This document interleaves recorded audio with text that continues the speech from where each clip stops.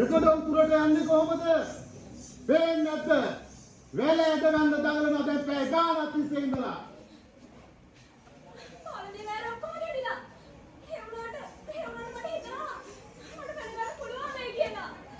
යකා පස්සේ ඉඳලා උනත් අපි දන්නේ ඔය වැල් පාලමට අඩිය තියන්නේ. ඒකට කමක් නැහැ. ඒ වගේ අර පාලෙට කොහොමද කෑ ගන්නවා. මම හිතන්නේ අනේ මොනවද කියන්නේ දාගන්න දෙපයි කියලා. මොකද හේවායෝ කවුවේ පස්සේ ගෙවනවද? පස්සේ තමයි එනවන්නේ. ඔය වැල් පාලමට අඩිය තියන්න එපා. ඔය දරුවත් එක්ක බෙල්ල කඩා ගන්න තලෙන්ටේ. ඒකට කමක් නැහැ. මම කොහොමද ඒකට වෙන්න ඕනි. ඉන්න එකකට යන්න එකකට. එළගේ මුරුයි. උසනු බලම්.